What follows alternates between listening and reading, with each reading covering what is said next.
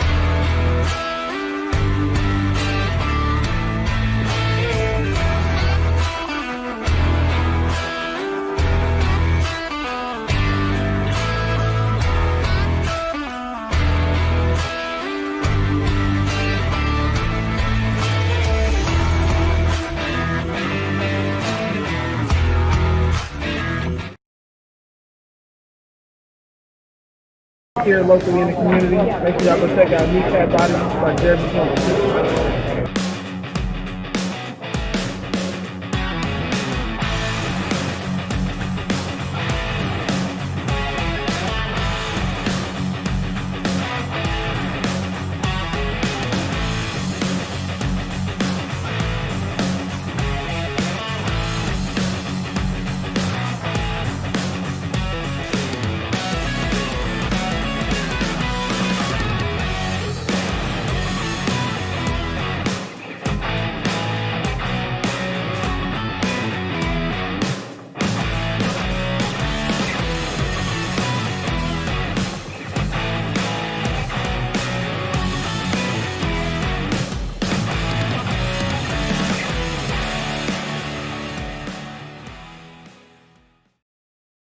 Good afternoon. It is Lions Talk with Smoke and Jeremy B.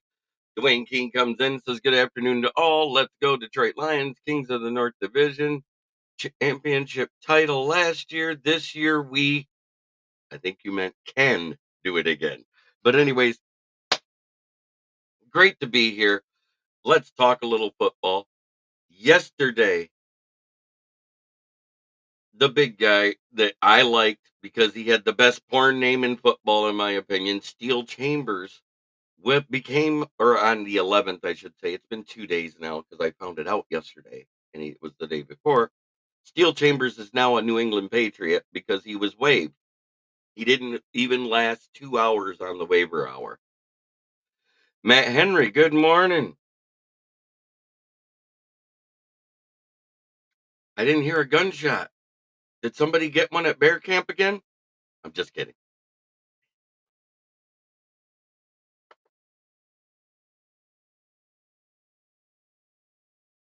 Oh, but yeah, so he wasn't even on the waiver wire 2 hours.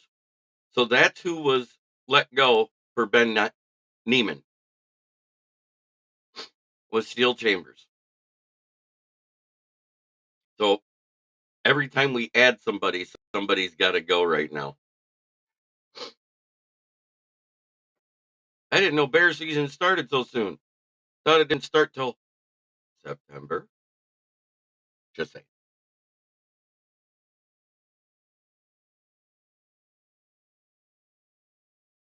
Oh, man, what a ride the last couple of days have been.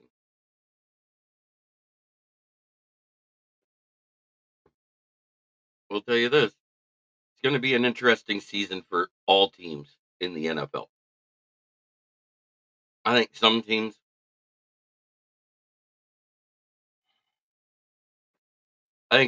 are a lot better than some people give them credit for, and I think some teams are a lot worse than some people give them credit for. Because until they prove they can do it, will they?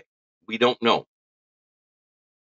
There's a whole bunch of conjecture, projection, and everything else. But there's a lot of changeover this year in the league. Do you realize that only 3 teams have the same coach, offensive coordinator, and defensive coordinator combined? Only 3. That's a lot of changeover.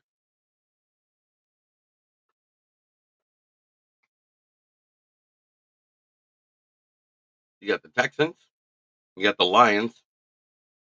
Can't say the Dolphins. And the Chiefs. Everybody else had a changeover at one coordinator position or the other, or change head coaches. That's kind of crazy to think about.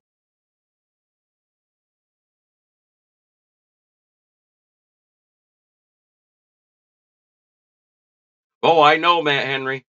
I'm sad to see him go. I wanted to see what he could do here. Evidently, something happened though, because they were willing to waive him to go for a guy that hasn't flourished yet in the NFL.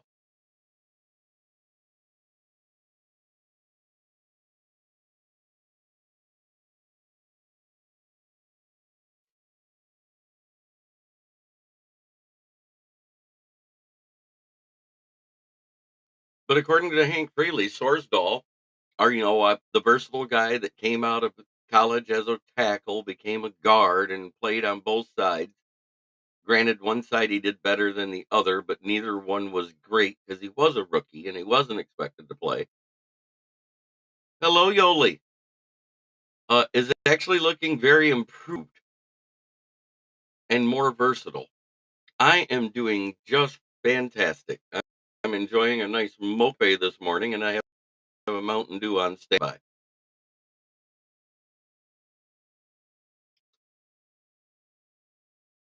Right.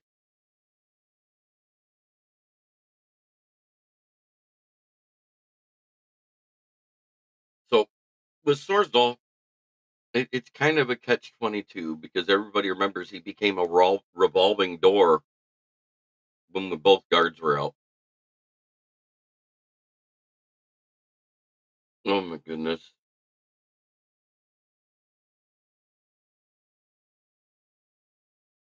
I can't even this morning. It's or this afternoon.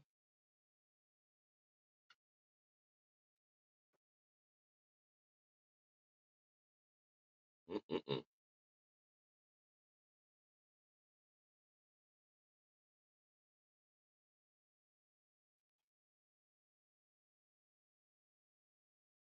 Yeah, I know. I was trying not to react. I had to regroup. It literally put my brain into I don't even know what type of mode it put it in, but it definitely effed it up.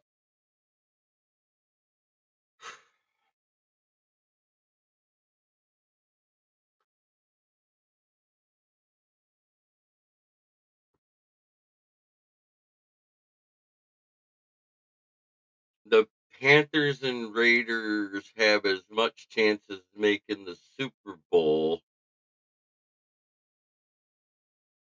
as the Giants and Titans do.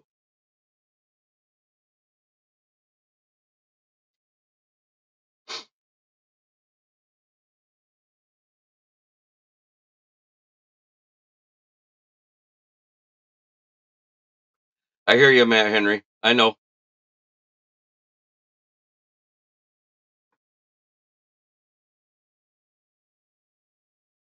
The Raiders might be better than people think. So I'm going to hold off too much on that one, but the Panthers definitely.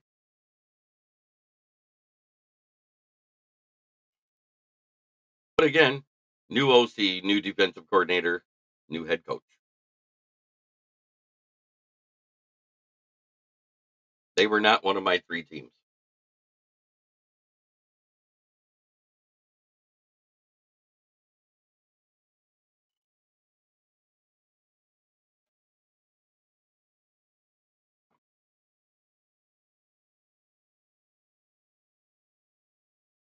But the big news is something Antoine Randel-El said. And it's something all of us said.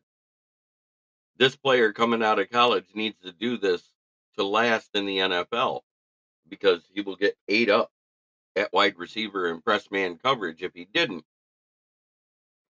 Randall actually admitted on day 7 that Jamo's looking better because he added strength this offseason. He put on a few pounds, and it's helping him to be a better wide receiver because he's able to get that push off and press man coverage at the line. He's able to stave off the cornerbacks and not push him off his route, changing his timing. So those are huge things for a wide receiver. And people don't notice those 7 to 10 pounds right away when they're looking at pictures and watching game film. Where you notice it is on the field and how they play. And that's one of the reasons why he's doing better in his routes is he's not able to be pushed off him as easy, and it doesn't change his timing as much.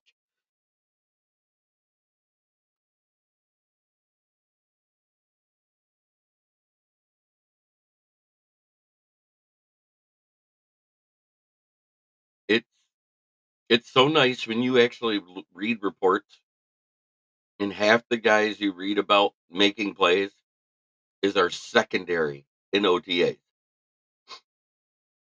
And I know you guys say, "Oh, it's practice, it's OTAs, it's this, it's that, the other."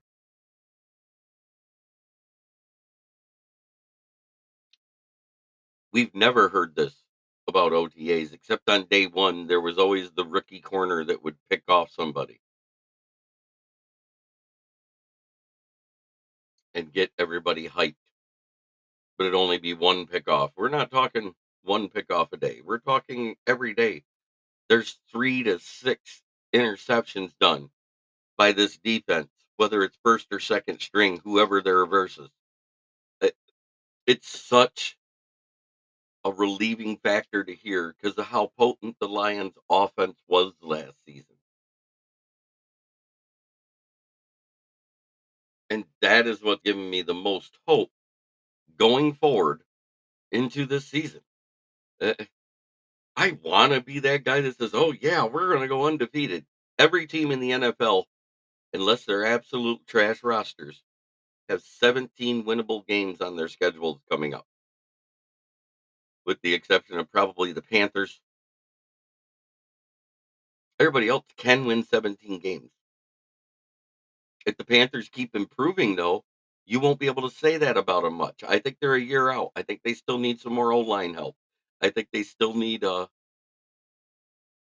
couple pieces here and there on both sides of the ball, but they're close.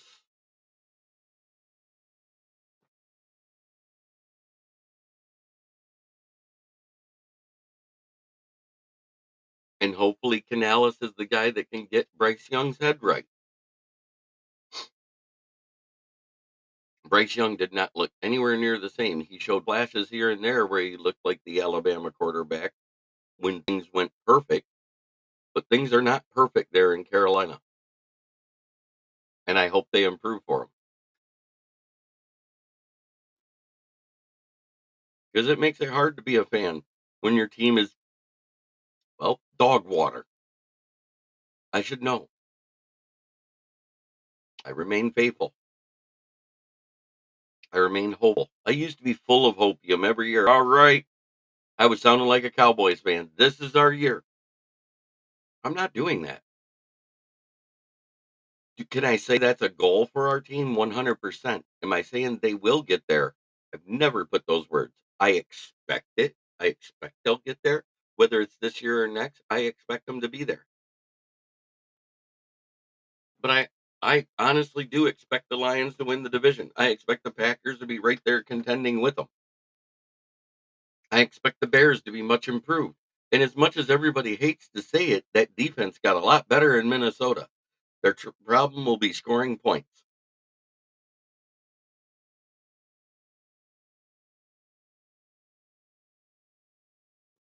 Right, Matt Henry. That's exactly what I'm saying. I'm not buying into Bryce just yet, but he didn't have weapons to play with last year. He also didn't have that good of an O line. Those two things go hand in hand, weapons and O line. And I was so happy that we drafted Panay Sewell because at that time we had almost a complete O line. That completed our O line. For the last 3 years, that has been our core who started the most games.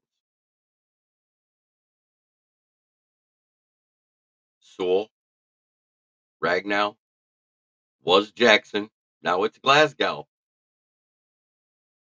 and Decker. And now you throw in Zietler. You draft Christian Mahogany in the 6th round, a guy that was projected as a late 2nd, early 3rd rounder because he has one leg shorter than the other and he just can't play any other position than right guard, but he's perfectly built for it. I think this is the first old lineman that we've drafted with Brad Holmes, whether depth piece or not, that is 100% one position on the O line. You can't, I don't remember them doing a guy that only played one position.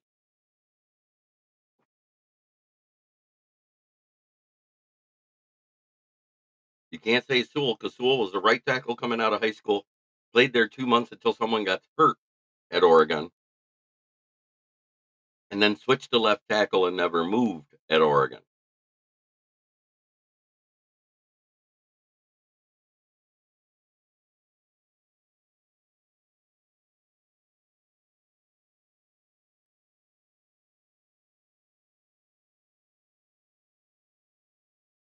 Frank Ragnow was a guard out of Arkansas, moved to center. Decker is a left tackle, but he was drafted by Bob Quinn. And so was Ragnow. So was Jonah Jackson. But Panay Sewell and what's looking like a guy that's going to step in for Zietler when he leaves or Glasgow if he leaves, because either one could walk away next year at their ages. One's 31, the other one's 33. There's some old linemen that play till they're 40, but it's rare. And I'm not going to poo-poo it, you know, but they're in much better shape than they were 20 years ago. The offensive linemen with how they eat, how the nutritional value, the strength and conditioning coaches, and what they go through, and to be able to bend over. Well, how many offensive plays are ran a game? About 50 to 60 plays, and they're able to stay bent over that entire time, down until the height, remain low to get leverage, push. They got to be in pretty good physical shape, despite their size, to be able to do all that for as long as they do every game.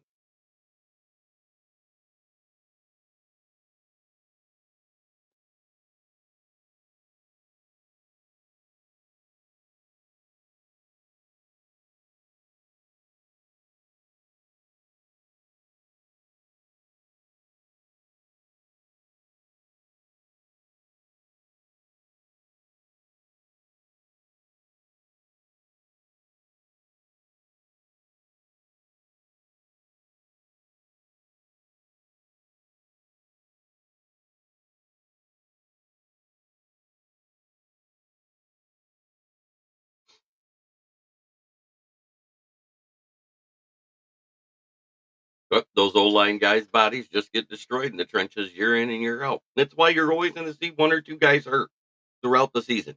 It's going to happen. That is why you need good depth.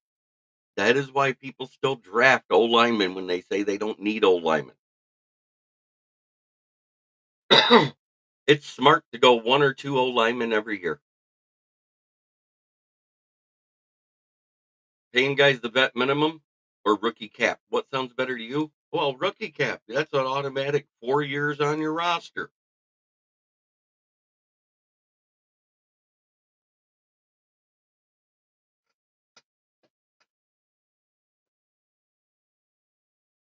I think Brendan Joseph is making the 53. He looks leaps and bounds better. He looks fully recovered from his injury the year before that draft. Because I think that's one of the reasons why his stock fell. He couldn't run as good as he normally does, and he's looking much better in camp than anybody predicted. Uh, wow, there's just so much good going on.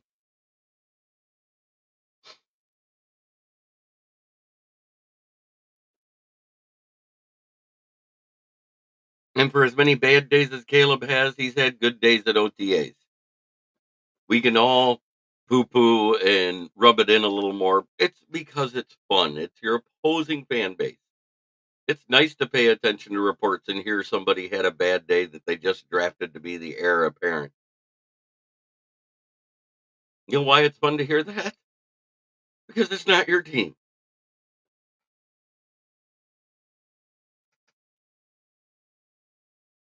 But I'm not one to sugarcoat things.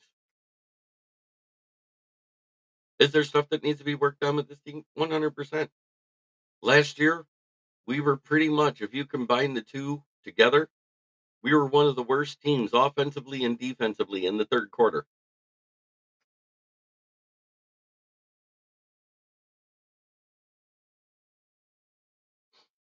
No, I didn't see that, and I'll have to watch it after, fan man.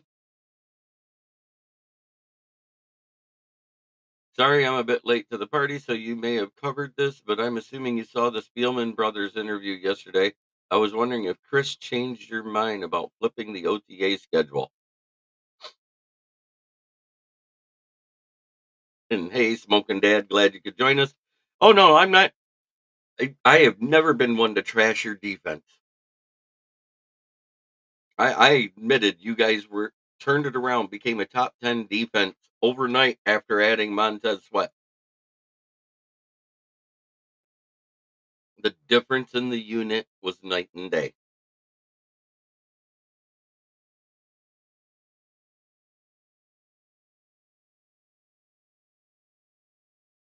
I hate the fact we don't play you till Thanksgiving.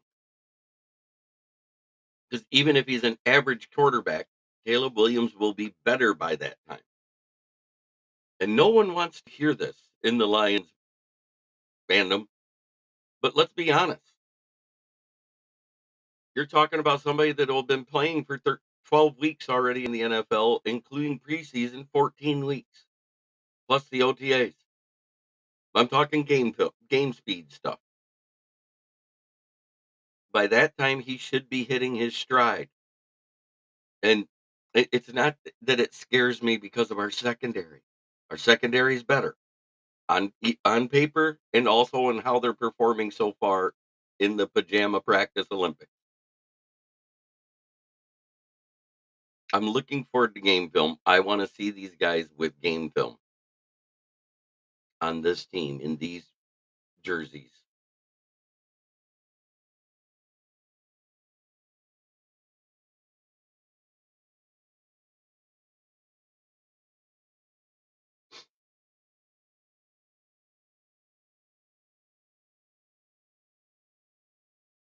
But I will say, Matt Henry, I had one Chicago fan trying to say Montez Sweat owned Panay Sewell, who's listed as not giving up a sack last year at right tackle. If I remember right, it was Decker he owned because they switched him to the other side because he wasn't getting through, and that's when everything changed. Am I wrong on that? Because I could have swore he was torching Decker and making him look like a revolving door.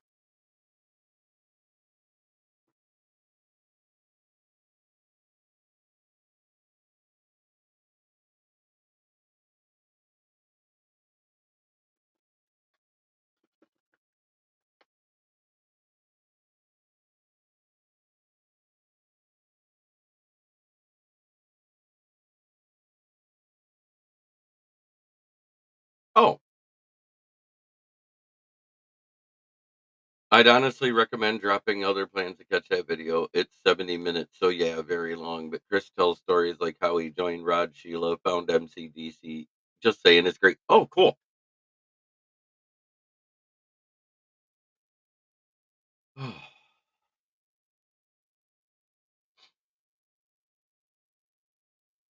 I will watch it.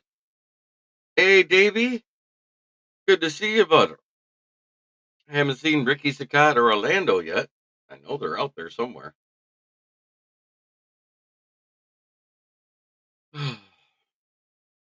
So, what do you guys want to talk about? Like what's a couple of things that was big about the OTAs? You know, because he said I'd flip the OTAs. I was wondering if he said something about OTAs.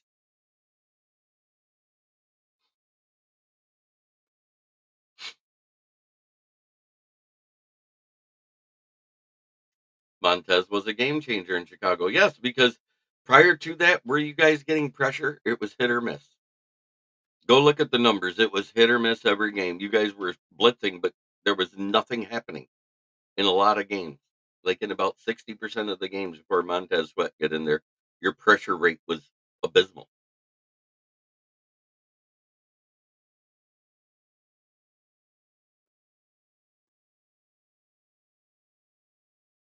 I did not. What was the verdict? Because I'm not going to lie, I couldn't sleep last night. I didn't fall asleep till 6 a.m., so I slept till showtime.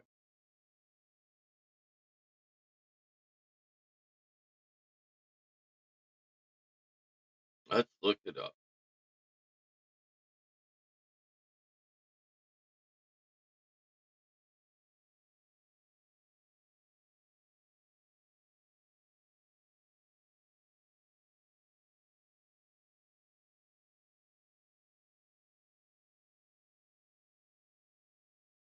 Oh, I said it would probably be a compensatory pick somewhere between the third and fifth round originally. And I said, but at the same time,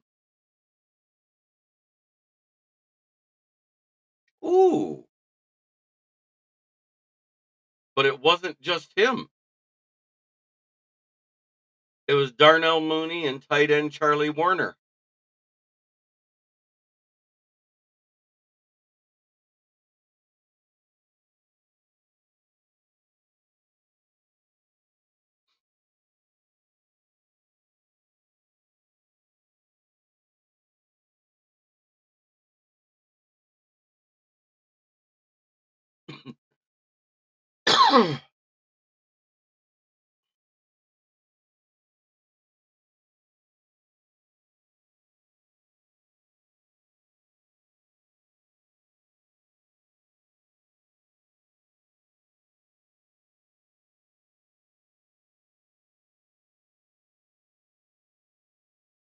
So let's look at in the past the other the Miami Dolphins were punished for tampering with Tom Brady and head coach Sean Payton 3 times from 2019 to 22. They took the 2023 first round pick, the 24 third round pick, and issuing a $1.5 million fine to Steve Ross and 500,000 fine to vice chairman limited partner Bruce Beal. Kansas City Chiefs were found guilty of tampering with receiver Jeremy Maclin in 2015 and forfeited their 2016 third round and 17th sixth round pick. They actually got off easy with just a fifth round pick for tampering with 3 players, is all I got to say. Kansas City was fined 250,000, while head coach Andy Reid and general manager John Dorsey were forced to pay 75,000 and 25,000 respectively. The NFL investigated the Philadelphia Eagles for potentially tampering with running back Saquon Barkley this spring, but found no evidence. Since the middle of March, Falcons appeared poised to be the next in line. Now it's official, and they're left hoping the rest of Cousins' tenure sees more positives than the first night in Flowery Branch. So they had to forfeit a fifth round pick to the Vikings.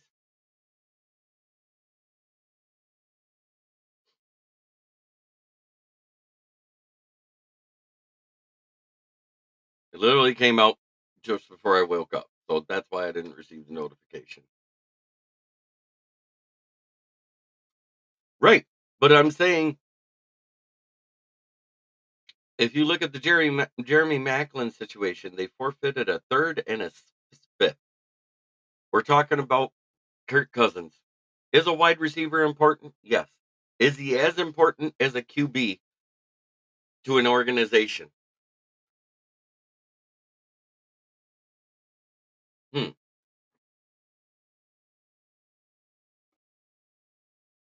The QB touches the ball 100% of the time they're on offense. He either hands it off or he throws the ball. He calls all the plays. He does all the audibles and stuff like that. He's responsible for changing the line protections and announcing it so the captain of the offensive line can change their protections and how they're doing stuff, where they need to go to max protect, slide left, slide right, who identifying the mic. All that is on the bulk of the QB. And anybody that doesn't realize that doesn't understand the importance of a QB with a with a football mind is behind the old line.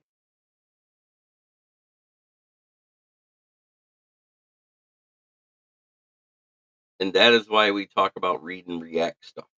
That is why we talk about uh, time to get rid of the ball. How much time does an offensive line provide? With Kelsey retiring, and they got a guy that started a few games and has done well, but who's stepping in at center in Philly. Right now, PFF has the Lions as the best O line in football.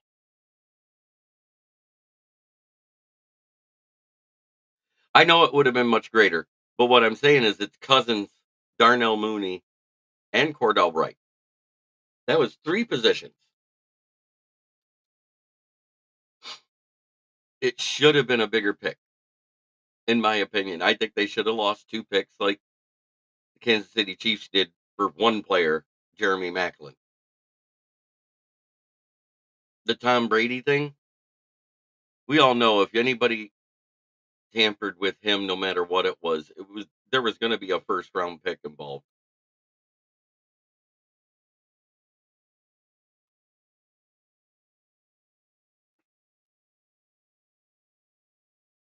Even I'm not that big of a homer to say Tom Brady's not the GOAT. Yeah, he lost 3 Super Bowls. Woo! He won 7.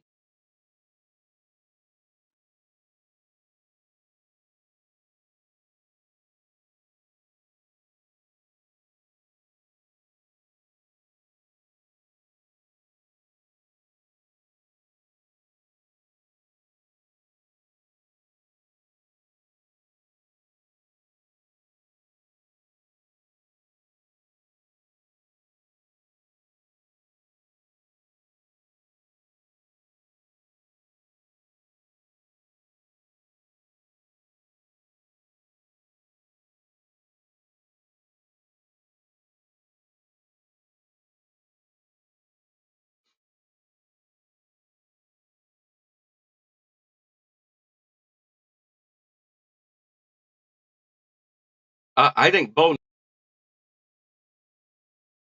everybody thinks. Defensive coordinator every year he started in college football and got better every year he played.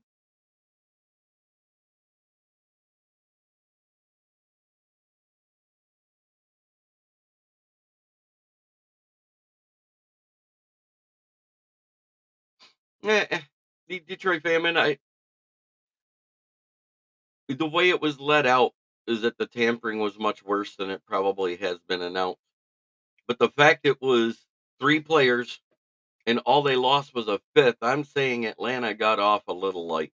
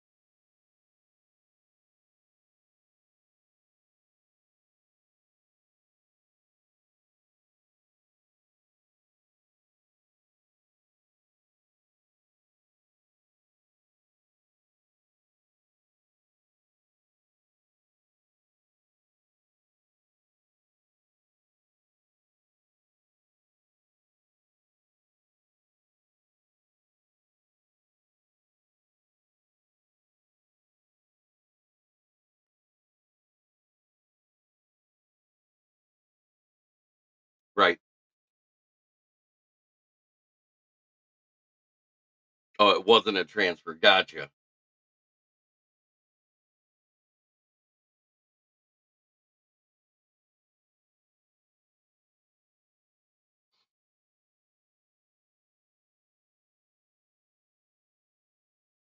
So, and they completed the investigation of Philly before the Falcons investigation started, and there's no evidence of wrongdoing. So therefore, the Giants or the Eagles forfeit nothing. Maybe they're just better at hiding it.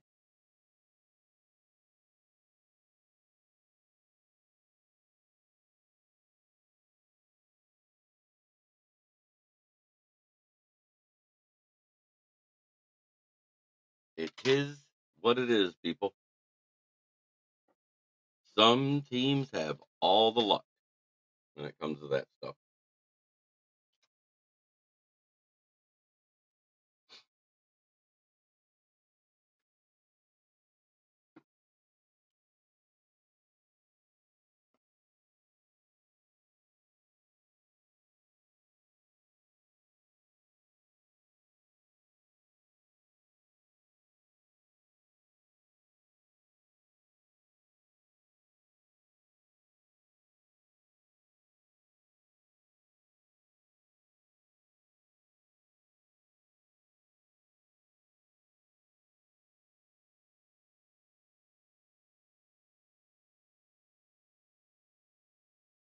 Hmm.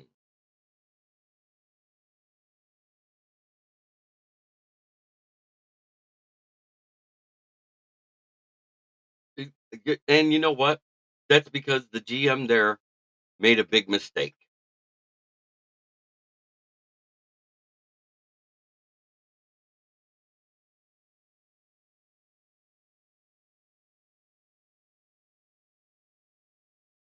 No, smart people make investments that make money. And Kirk Cousins is a smart guy. We all watched that show Quarterback and had a newfound respect for Kirk Cousins after that year. You remember that? And smart people invest money. And a golf course is basically a way to print money, and in a warm state, it's printing money 10 months out of the year.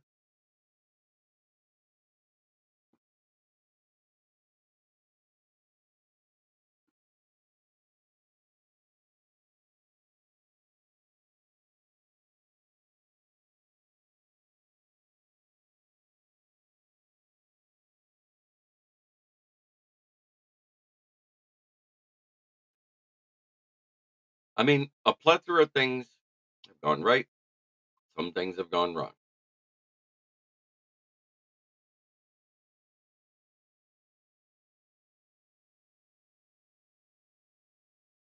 Cousin's wife is originally from the Atlanta area. Happy wife, happy life. Amen.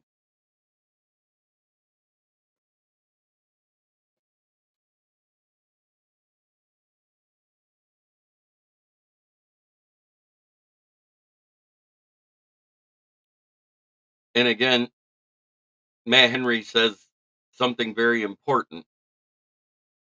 His wife is from Atlanta. They may have been talking about moving there after they retire. We don't know the context of the conversation between closed doors between a husband and wife.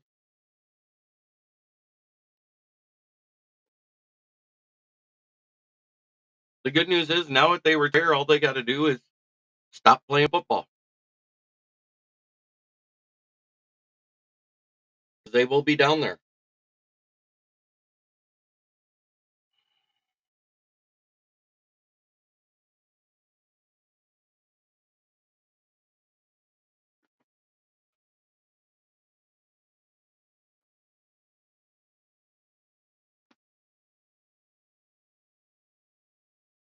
What happens if all this backfires with Detroit?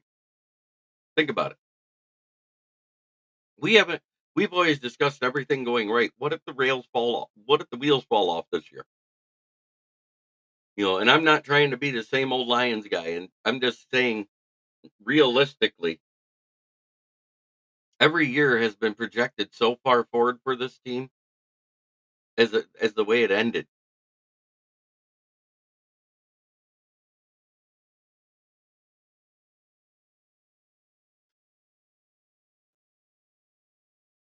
What happens if the wheels fall off?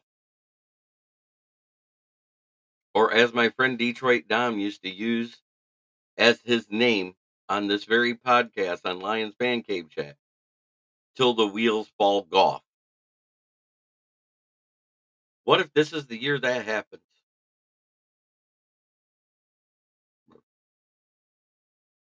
We've been blessed. 3 straight years, no major injuries. And I'm not wishing injury on the guy. But what if this is that year?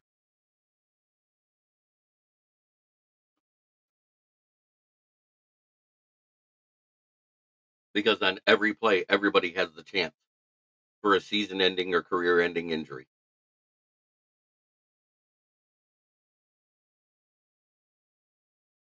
And we haven't, because he's been so tough, nobody discusses it. Nobody.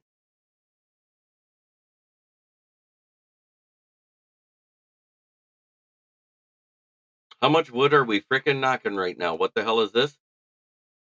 It's just the whatever factor.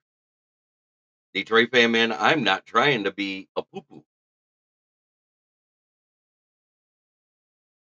I'm not trying to do that. I'm just saying we haven't even discussed worst case scenarios ever. Nobody does anymore. That's how much hopium we're filled with because of the results of this team. We're not used to seeing the team progress this, is what I'm getting at. I'm not trying to be a negative Nancy.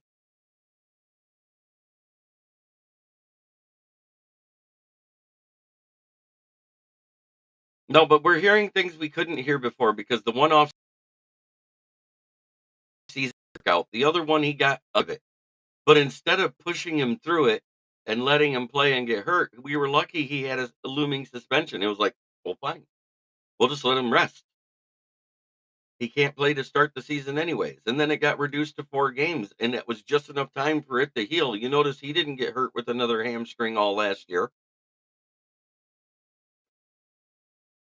Unlike a certain player whose hamstrings seem to be made of glass in that green and cheesy yellow color up there in Green Bay.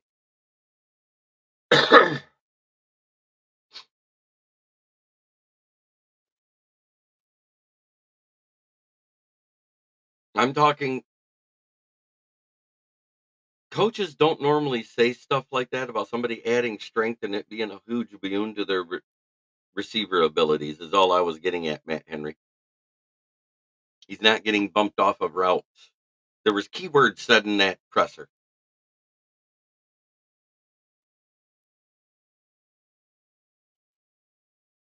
Oh, I knock wood every day.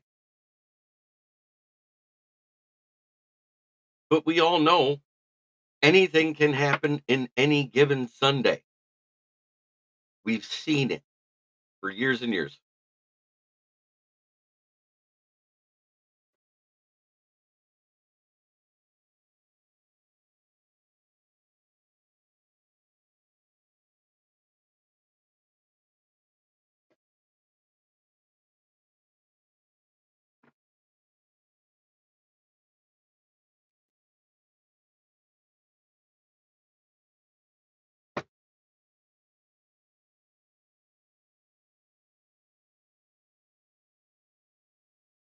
We're so used, we haven't had that bad thing happen yet.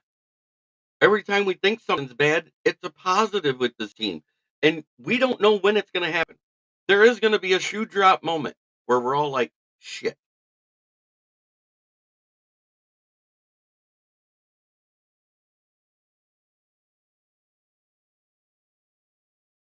I'd rather have Jamo. Man, Henry, I'm not going to lie. I'd rather have Jamo. I know what Christian Watson's uh, abilities are and what happens when things change. I'm taking Jamo.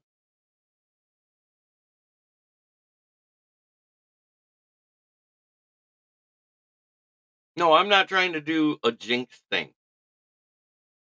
I'm just preparing myself mentally for something I hadn't thought about till just right now. It literally was a thought that entered my head, and I'm talking about it because I wanted to. That's all, Detroit fan, man. I'm not trying to do jinx.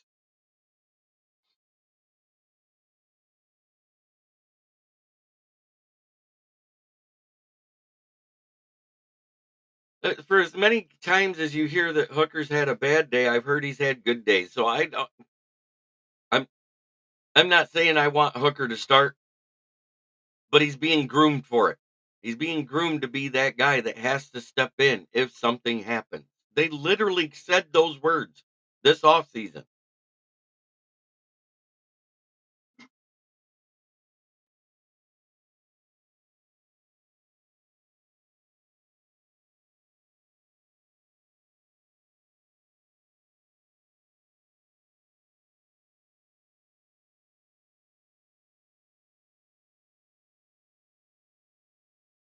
Due to his versatility, the trick plays, and everything else, I'd rather have Jamo Matt Henry.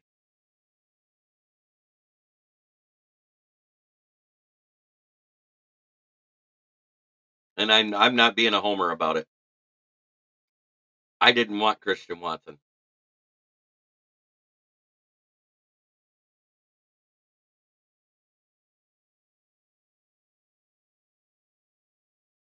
The 2 years that Christian Watson was with Trey Lance, he had almost a 25% drop rate.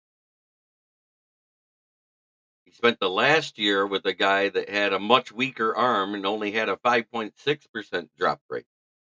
It wasn't because he got better, it's because the guy didn't throw as hard.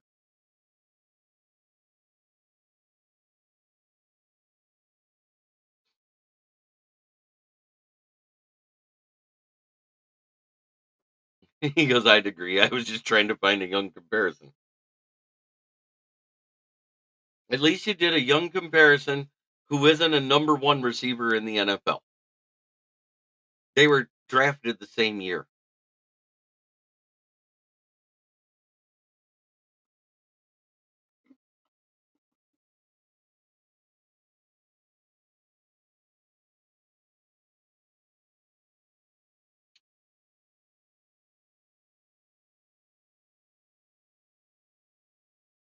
And believe it or not, I want to see how many games they played. I think Christian has a couple of games, but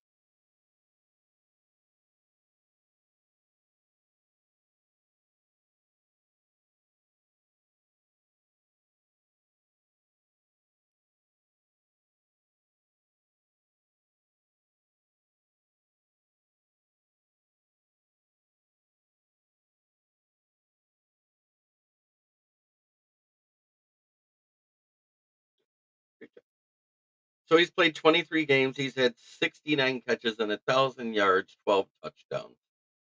He had more touchdowns with Aaron Rodgers.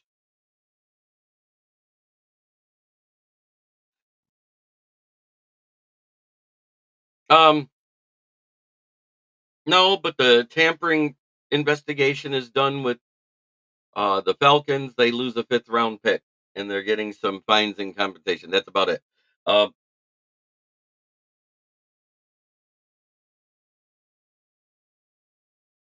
yeah, I definitely would. Yeah,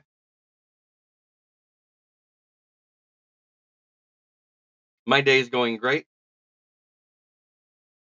We heard that Steele Chambers is now a New England Patriot. The UDFA we signed a few weeks ago, he was waived to make room for Ben Neiman. Right. And they lost it as a forfeiture. It's not a compensation back to the Vikings.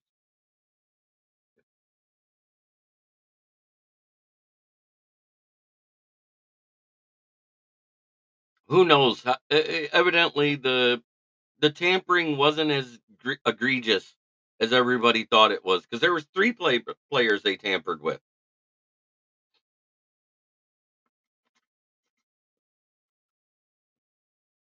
Basically, they it sounds like all they did was contact them too soon.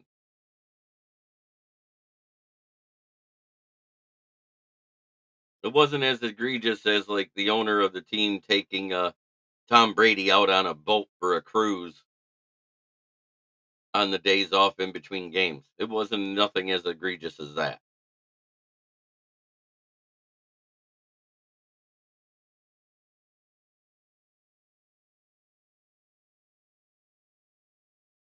Hank Fraley saying Corby Sorsdal is improving, which is good to hear. That's more depth for the O line.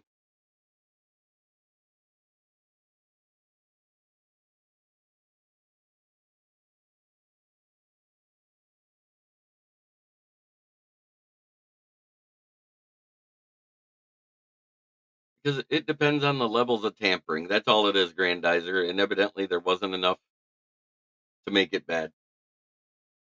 Wow, lighting just changed in here. That was weird.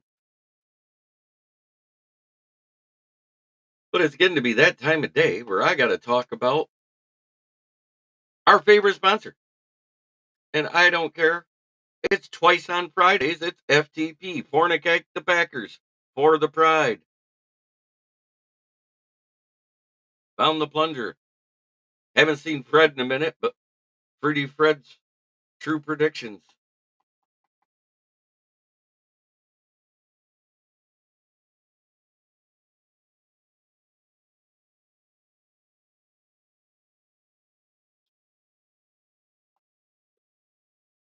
Gloss Negron, the best window tinner in Saginaw as of 2023 and up for the award in 2024 through the Chamber of Commerce in Saginaw, Michigan. His address, 409 Hamilton Street. His number, 989-443-9240 to schedule your appointment. Tinted or your card today. He can make your whip look pretty fantastic.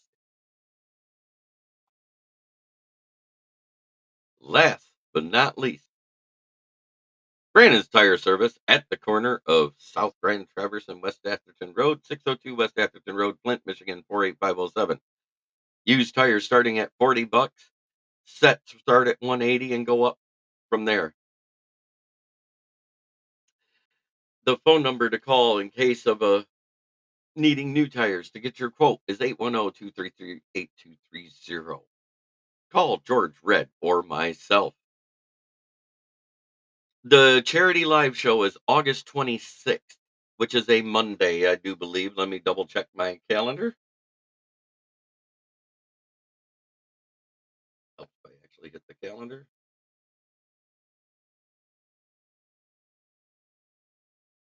Yes, that is the last Monday in August.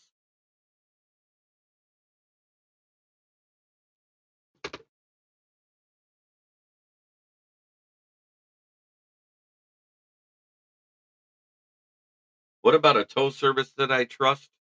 Westtown Towing here.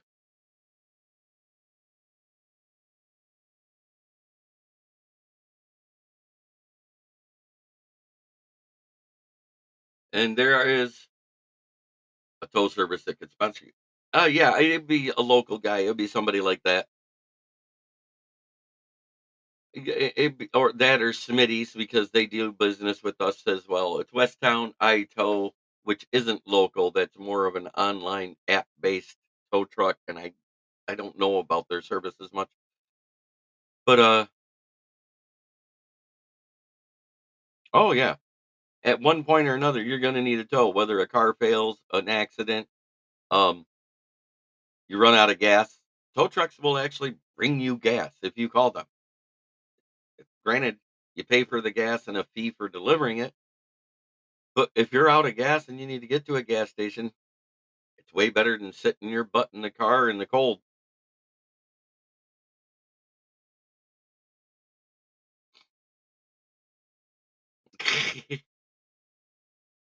Get the summer air. That's such a scam.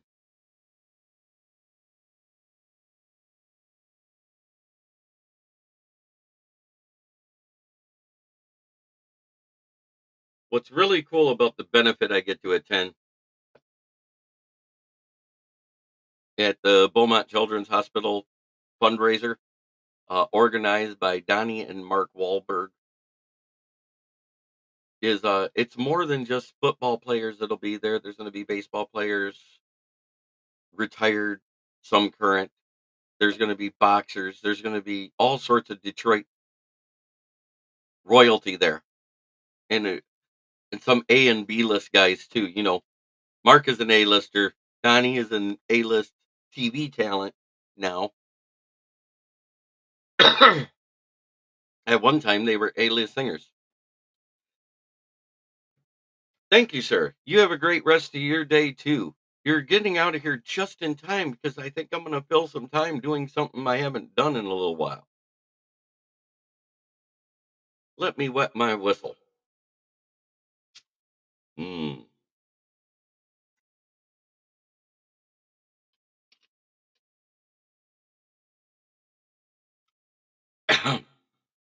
Forward down the field, a charging team that will not yield. And when the blue and silver wave, stand and cheer the brave. Rah, rah, rah. Go hard, win this game. With honor, you will keep your fame. Down the field and gain a Lions victory. Go Lions!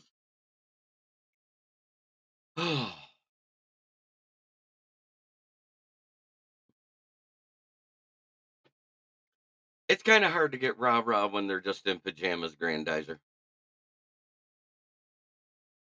But I'm here. I do this every day at noon, Monday through Friday. Thank you so much for being in the chat today, everybody. It is an honor to be able to provide you with the service I provide. Sometimes I say things that fans don't want to hear or don't want to think about, but it's something we have to think about eventually. Kitty goes growl. A rar. Lions rapid fire weekdays with G. I like Lions talk. It's simple and to the point. It's what I do. I talk Lions during the daytime, and I'll continue to do so. I will look for something amazing to come up with for tomorrow because it's Friday. It's an FYA Friday, which is Fornicate Your Feelings Friday. I might just sit here and hit every glaring weakness.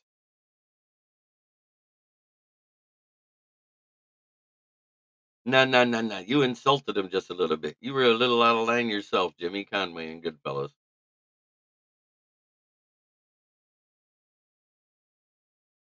Yes, thank you, Davy. In the immortal words of George Carlin, before I do my usual outro line, no matter where you go, there you are. So all I got to say is you're not going to learn anything looking in the rearview mirror or over your shoulder all the time. Everything you need to learn is in front of you.